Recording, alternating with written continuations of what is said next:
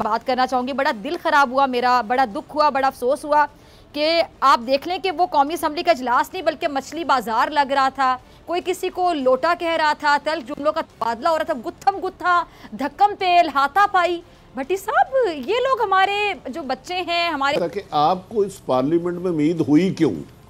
पंजाबी में कहते हैं ना, गंजी ने धोना की तो निचोड़ना की। जैसे ये लोग हैं वैसे ही रिजल्ट आना था।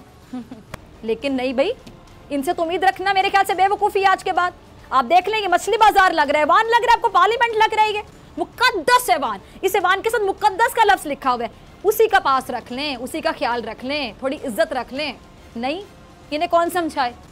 पूरी दुनिया में किसी भी मुल्क के ऐवान के जो नुमाइंदे हैं ना नाज़रीन, उनको इज्जत की निगाह से देखा जाता है, सिर्फ रिस्पेक्ट, इज्जत।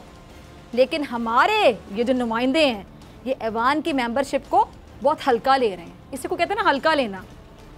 हमारे जो अवामी नुमाइंदे हैं शायद इस ऐवान के साथ जो मुकद्दस लिखा है ना उसकी अहमियत को नहीं समझते।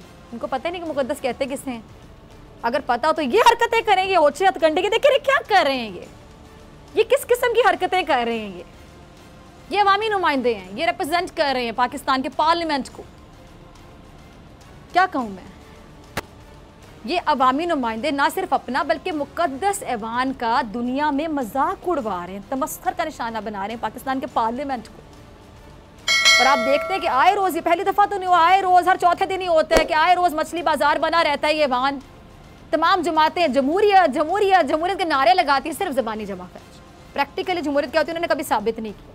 और ऐवान में जमहूरियत की जो धज्जियाँ उड़ाई जाती हैं बार बार साबित किया कि कैसे जमहूरियत की धज्जियाँ उड़ानी। ऐवान में जाते ही हमारे अवामी नुमाइंदों की जो अदम बर्दाश्त का लेवल है ना, टॉलरेंस, ये बिल्कुल ज़ीरो हो जाता है। बर्दाश्त नाम की चीज़ ही नहीं है इनके अंदर। एक दूसरे को खाने को दौड़ते हैं, काटने को दौड़ते हैं।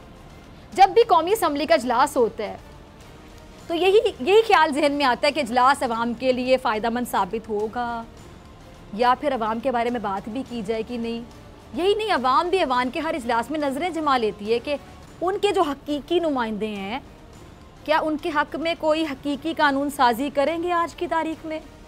और हर बार ये अवामी नुमाइंदे कौम को मायूस कर देते हैं। एक लिहाज से मायूस कर देते हैं और एक लिहाज से जो कौम सोच रही होती है इनके बारे में पूरा उतरते हैं, क्योंकि कौम को पता होता है यही सब कुछ होगा और यही सब कुछ करके निकलते हैं वहाँ से। तो मेरे ख्याल से मुझे कहना चाहिए, जिससे कि अपनी गलत बातों पे कहते हैं अल्हम्दुलिल्लाह, माशाअल्लाह, अल्हम्दुलिल्लाह, ये इनकी अचीवमेंट्स हैं, इनके लिए बाइसे फ़ख्र होंगी चीज़ें ये। और इन्हें आपस के झगड़ों से फुर्सत मिलती नहीं है। फुर्सत मिलेगी तो अल्लाह के बंदे कानून साजी करेंगे ना।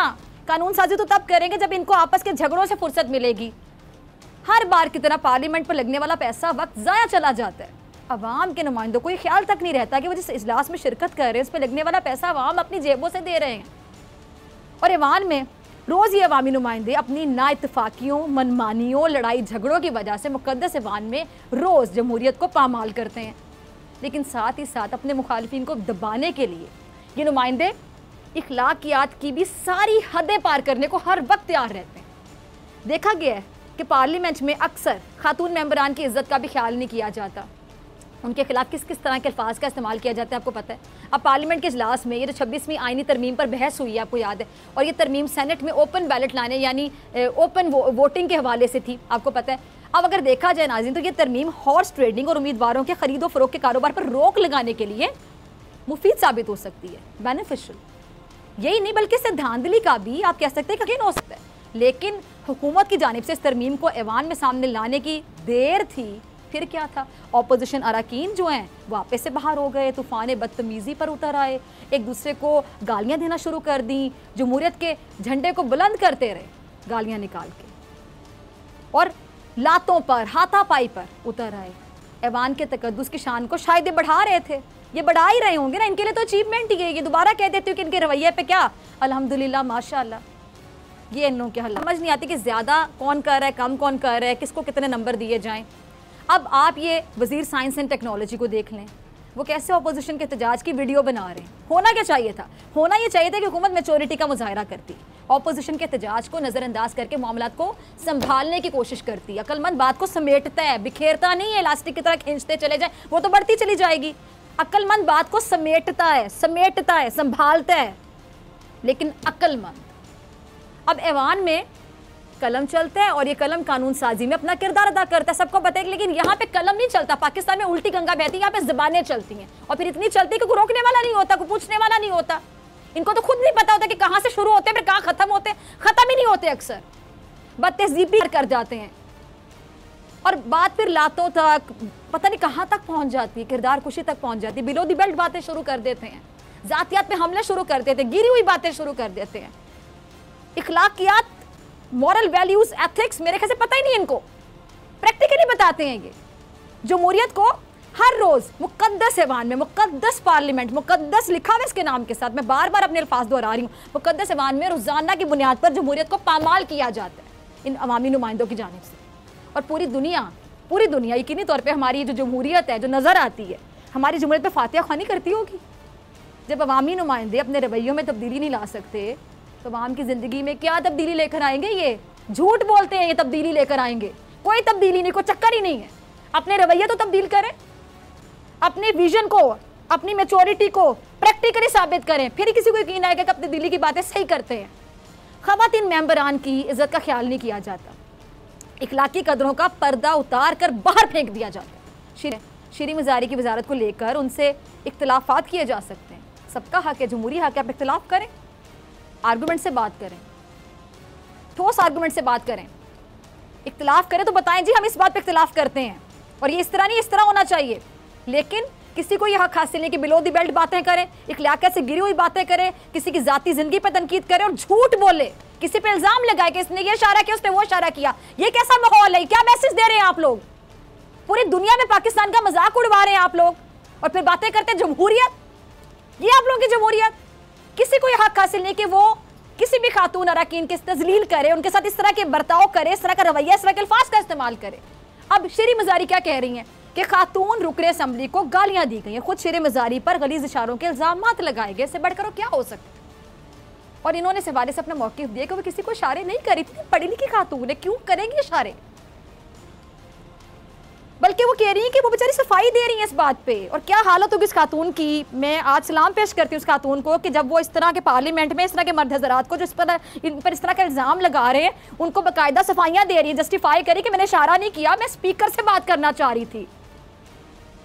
बात और खातून मैं तकलीफ महसूस कर सकती हूँ खातून की जिनका नाम है शेरी मज़ारी। क्या कसूर है इनका किस पार्लियामेंट में खड़ी हो गई है ये, जहाँ पे किसी भी किस्म का इल्ज़ाम लगाया जा सकता है किसी भी खातून पर? ये कसूर है इनका, शेरी मज़ारी साहिबा का। हमारी जो मुकद्दस ऐवान है, क्या मुकद्दस हो रहा है यहाँ पे? किस किस्म के इल्ज़ामात ख़वातीन पे लगाए जा रहे हैं? ये हाल है यहाँ पे, जहाँ पे मॉरल वैल्यूज़ हैं ही नहीं, एथिक्स हैं ही नहीं, वैल्यूज़ को इतना पामाल किया जा रहा है। एक दूसरे को नीचे गिराने के लिए आप खुद नीचे गिरे चले जा रहे हैं, एक दूसरे को नीचे गिराने के लिए खुद घटिया से घटिया तर होते चले जा रहे हैं।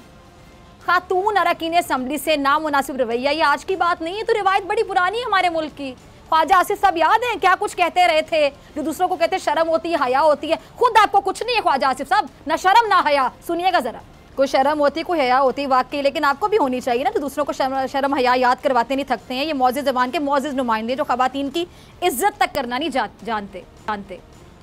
और उस वक्त भी शेरी मज़ारी को ऐवान में टारगेट किया गया था। इसी को कहते हैं ना टारगेट करना। जब ख्वाजा आसिफ साहब ने उनके खिलाफ ये जो नाजेबा ज़बान का इस्तेमाल किया था, क्यों किया था ये ख्वाजा साहब कभी बताइएगा, प्रॉब्लम क्या था आपको? और इससे ज़्यादा शर्मनाक बात क्या है, अफसोसनाक बात बल्कि, कि खातून की इज़्ज़त का ख्याल नहीं रखते। फिर मर्द हज़रात कैसे, आप कैसे तवक्को रख सकते हैं कि वो उनकी इज़्ज़त का ख्याल रखेंगे? अब ज़्यादा दूर की बात नहीं मैं करूँगी। अब एक खातून सियासी रहनुमा जिन खराब हुआ, मेरा बड़ा दुख हुआ, बड़ा अफसोस हुआ कि आप देख लें कि वो कौमी असम्बली का इजलास नहीं बल्कि मछली बाजार लग रहा था। कोई किसी को लोटा कह रहा था, तल जुमलों का तबादला हो रहा था, गुत्थम गुत्था, धक्कम पेल, हाथापाई। भट्टी साहब, ये लोग हमारे जो बच्चे हैं, हमारे आने वाली नस्लें, उनके मुस्तकबिल की गारंटी लेते हैं कि जी हम पाकिस्तान का मुस्तकबिल हमारे हाथों में है, ये लोग पाकिस्तान को बेहतर करेंगे। आपको लगता है कि इन लोगों को तो खुद एथिक्स का नहीं पता, मॉरल वैल्यूज़ का नहीं पता। पार्लियामेंट का ये हाल होता है बाकी ममालिक में जो हमारे यहाँ पाकिस्तान में है। बिस्मिल्लाहिर्रहमानिर्रहीम। डॉक्टर साहब, एक तो मुझे हैरत है कि आपको इस पार्लियामेंट में उम्मीद हुई क्यों? पंजाबी में कहते हैं ना, गंजी ने धोना की तो निचोड़ना की। जैसे ये लोग हैं ना वैसे ही रिजल्ट आना था। पार्लियामेंट पार्लियामेंट बनाई गई है जहां अल्लाह के ऊपर 99 नाम लिखे हुए थे, जहां मेरे और आपके हकूक की जंग होनी थी, कानून साजी।